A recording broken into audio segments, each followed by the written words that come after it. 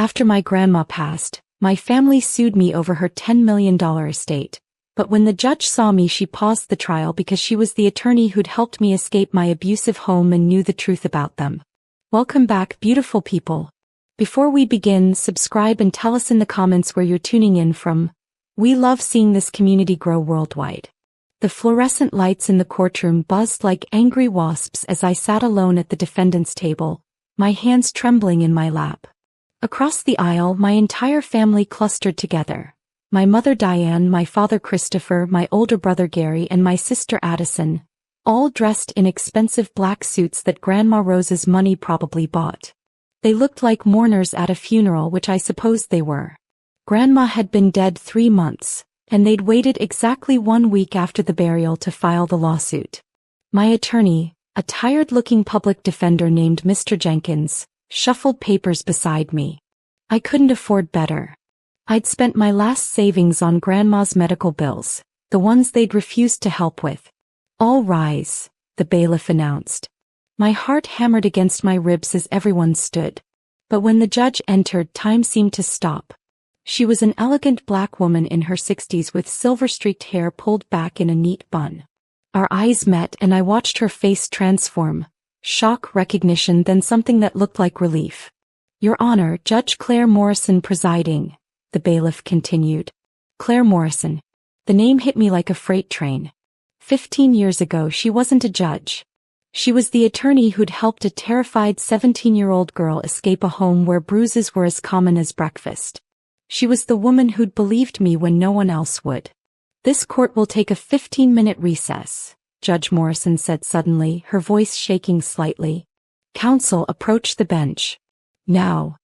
My legs wobbled as I watched Judge Morrison disappear into her chambers with both attorneys. The courtroom erupted in confused whispers. My mother's voice cut through the noise. What the hell was that about? Diane hissed to my father. I didn't turn around, but I could feel their eyes drilling into my back. My mind raced back 15 years to that terrified girl I'd been. The bruises hidden under long sleeves even in summer. The accidents that sent me to the ER 3 times in 2 years. The way my family isolated me, controlled every aspect of my life, made me believe I was worthless. And through it all, Grandma Rose had been traveling for work, unaware of what was happening in her son's house. When she finally found out, she'd been devastated. But by then I was 17 and desperate. A school counselor had connected me with legal aid, where a sharp-eyed attorney named Claire Morrison took one look at my case file and my fading bruises and went to war for me. She'd gotten me emancipated, helped me get into a youth shelter, then college on scholarships. She'd saved my life. If you're all watching this, make sure you hit that subscribe button, I whispered to myself, a nervous habit from my YouTube channel where I shared motivational content. Because this story is about to get wild. Mr. Jenkins returned, his face pale. The judge wants to see you in chambers. Alone. Judge Morrison's chambers smelled like leather and old books. She sat behind her desk, her judicial robe still on, but her expression was soft in a way judges' faces rarely are. Amelia, she said, and hearing my name in her voice made my eyes sting with unshed tears. Miss Morrison, I mean Your Honor, I stammered. I didn't know you were a judge now. Been on the bench for 8 years, she replied.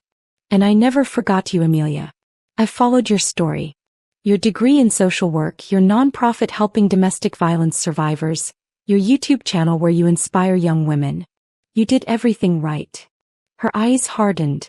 Which is why I need to know exactly what's happening in that courtroom. I took a deep breath and told her everything.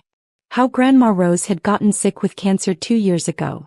How my family had suddenly disappeared after years of me maintaining distant but civil contact for Grandma's sake.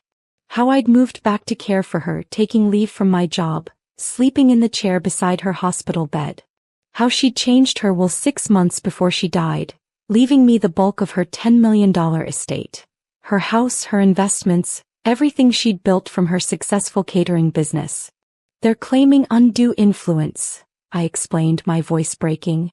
They say I manipulated her, isolated her from them, brainwashed her when she was vulnerable. Judge Morrison leaned forward, her fingers steepled. Tell me about Rose's last months.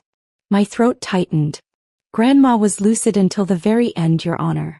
Stage 4 pancreatic cancer, but her mind was sharp as ever. She knew exactly what she was doing when she changed her will.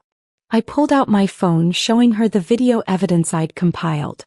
I recorded our conversations about the will change, with her permission. She wanted documentation because she knew this would happen. In the video, Grandma Rose sat in her hospital bed, thin but fierce. I'm doing this because Amelia is the only one who showed up, she said clearly into the camera. Christopher and Diane haven't visited in 3 months. Gary asked me for $50,000 to invest in some scheme, then disappeared when I said no. Addison only calls when she wants something. But my Amelia? She reads to me, bathes me, holds my hand through the pain. She loved me when I had nothing left to give. Judge Morrison's jaw tightened. Does opposing counsel have this video? They've seen it. They claim it's coerced, that she was on pain medication and confused. I laughed bitterly. The video is time-stamped and certified by her oncologist, who confirmed she was completely competent. Why do you think they're really doing this? The judge asked quietly. I met her eyes. Because they're the same people they've always been. Users. Abusers. They see money they think they deserve. Judge Morrison stood and walked to her window, gazing out at the city below. Amelia, I need to recuse myself from this case. Our prior relationship creates a conflict of interest. My heart sank.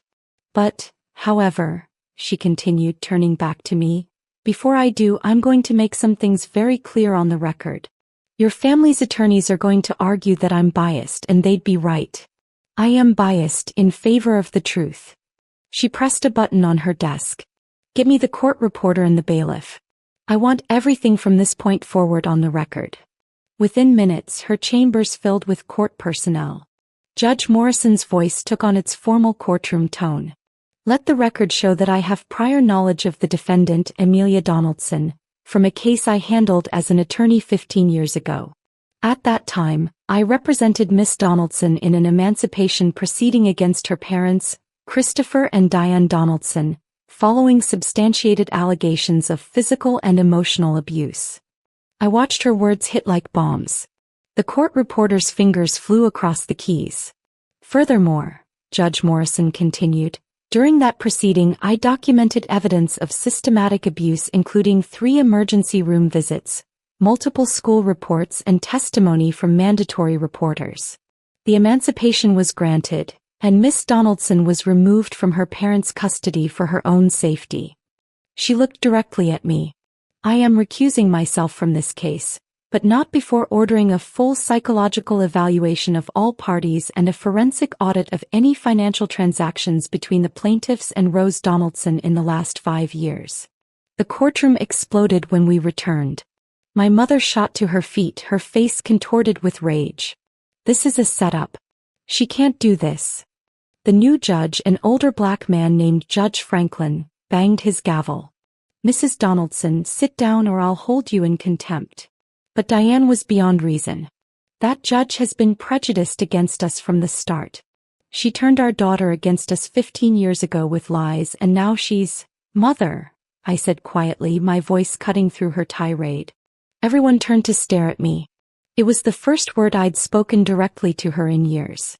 The bruises weren't lies. The broken ribs weren't lies. The cigarette burns on my arms that I covered with long sleeves weren't lies. The courtroom went silent. Judge Franklin leaned forward. Miss Donaldson, please continue. My voice grew stronger. When I was 14, my father threw me down the stairs because I got AB on a math test. When I was 15, my mother locked me in the basement for 2 days because I talked back. When I was 16, my brother, I pointed at Gary, who couldn't meet my eyes, held me down while Dad beat me with his belt because I tried to run away. Gary's attorney jumped up. Your Honor, this is completely irrelevant to the current case. It's completely relevant, I shot back, because you're arguing that I manipulated Grandma Rose. But the truth is, she finally learned what kind of people you really are. Over the next 2 weeks, as the trial continued under Judge Franklin, the forensic audit that Judge Morrison had ordered began to reveal the truth. And it was so much worse than I'd imagined.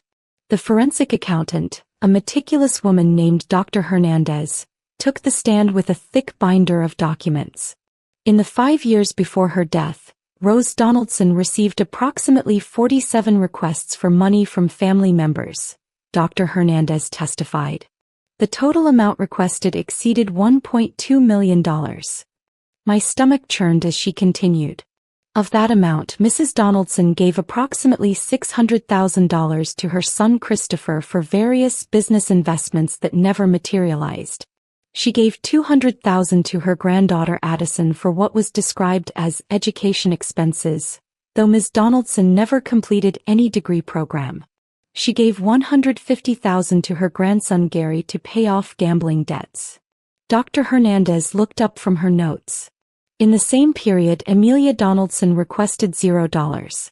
In fact, financial records show that Amelia deposited over $30,000 of her own money into an account to help cover Rose Donaldson's medical expenses that insurance didn't cover.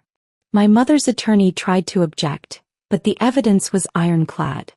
Bank statements, canceled checks, email correspondence. It painted a picture of a family bleeding my grandmother dry while I was the only one actually taking care of her. There's more, Dr. Hernandez said grimly. What Dr. Hernandez revealed next made me feel physically ill. As part of the investigation, they'd subpoenaed everyone's phone records and text messages. The attorney projected them onto a screen for the whole courtroom to see. Christopher to Diane 6 months before Grandma's death.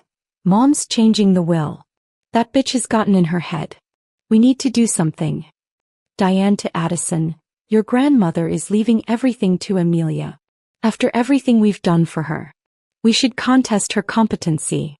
Maybe get her declared mentally unfit. Gary to Christopher. What if we just wait until she dies and then sue? Say Amelia coerced her? Undue influence is hard to prove, but we've got lawyers. My hands shook as I read the messages. They'd been planning this for months, even before Grandma died. Even while she was suffering, they were scheming about how to take what she'd decided to give me. But the worst message came from my mother, sent to my sister 3 weeks before Grandma's death. Don't bother visiting. She's almost gone anyway. Save your energy for the legal battle. Judge Franklin's expression was granite. Mrs. Donaldson, did you write this message? My mother's face had gone pale. I was upset. I didn't mean, did you or did you not write a message saying not to visit your dying mother because she was almost gone anyway? Diane's silence was answer enough. I felt tears streaming down my face, but they weren't tears of sadness. They were tears of vindication, of years of being told I was wrong, that I was the problem finally being proven right. My attorney, Mr. Jenkins, had been quiet through most of the trial, letting the evidence speak for itself. But now he stood with a manila envelope. Your Honor, I'd like to enter into evidence several letters written by Rose Donaldson in the months before her death. These were kept in a safe deposit box that Miss Amelia Donaldson only recently accessed. He handed copies to the judge and opposing counsel.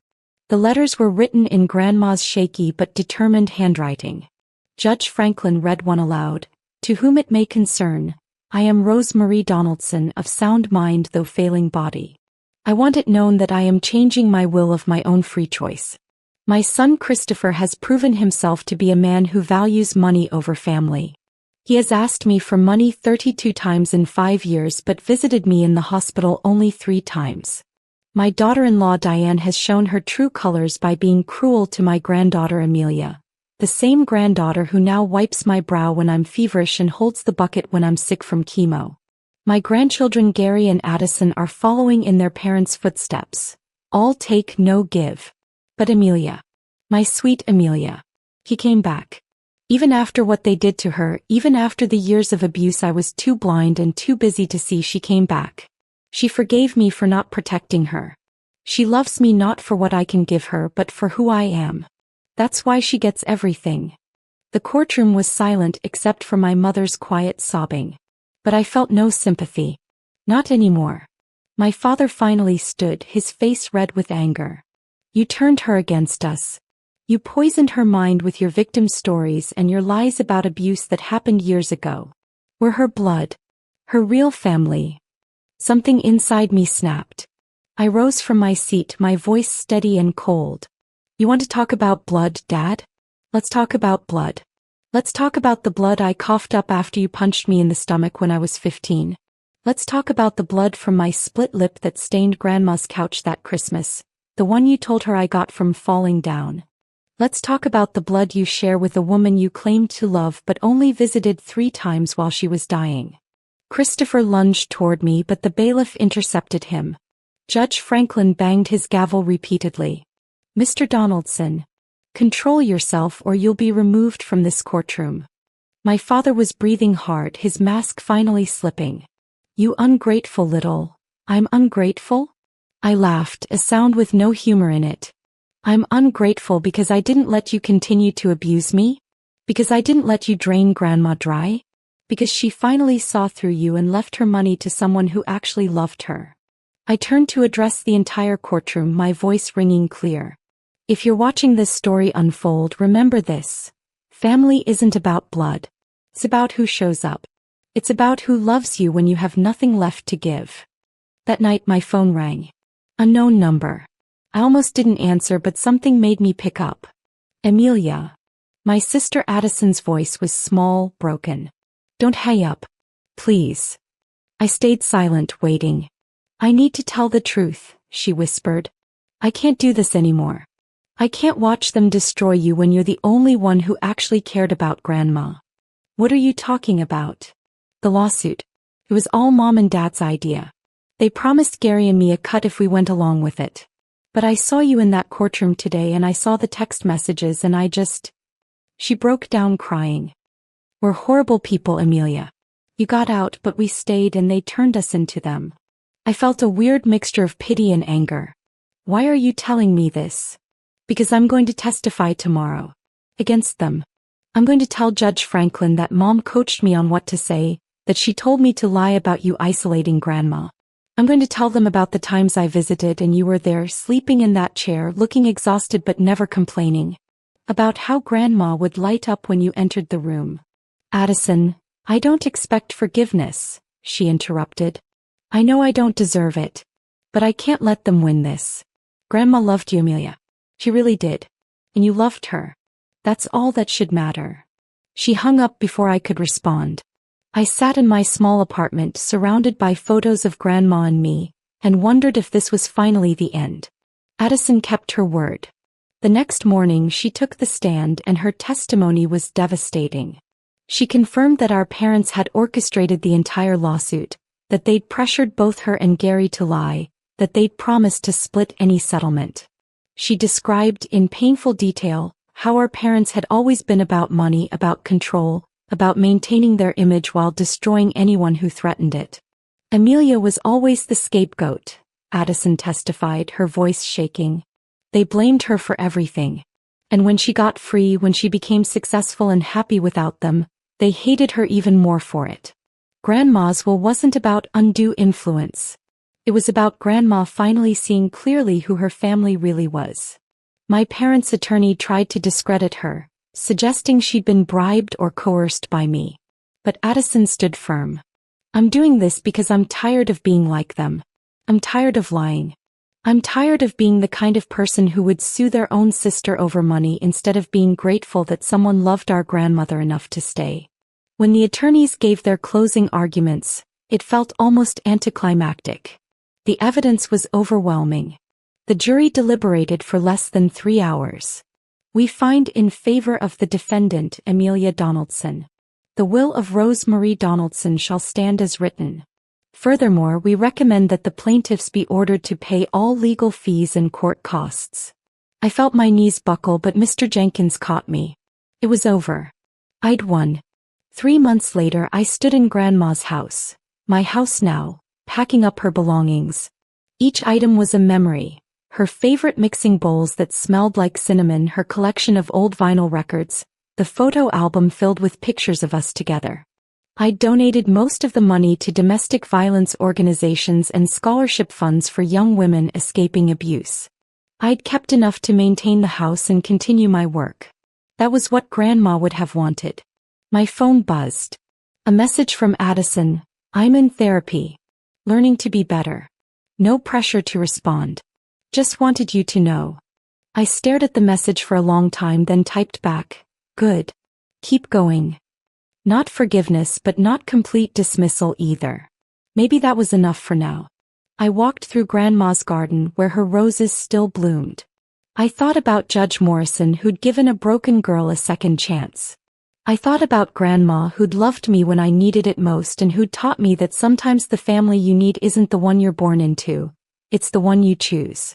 As the sun set, painting the sky in shades of orange and pink that Grandma would have called God showing off, I felt the tears come. Not tears of anger or vindication, but tears of grief for all that was lost and could never be recovered. I'd won the case, kept the inheritance, proven the truth. But I'd lost my family forever. Some days, even righteous victories taste like ash. This is Amelia, I whispered to the roses, imagining my YouTube audience, imagining anyone who needed to hear this. Remember that standing up for yourself isn't always a happy ending. Sometimes you win the battle but lose something precious anyway. Sometimes doing the right thing costs you everything. But you do it anyway. Because your peace is worth more than their presence. Because truth matters more than family harmony built on lies. The roses swayed in the evening breeze, and somewhere, I hoped Grandma was proud of the woman I'd become. Scarred, stronger, and finally free. Even if freedom felt a lot like loneliness. If this story moved you, share it. Because someone out there needs to know that surviving your family is possible, even when it breaks your heart.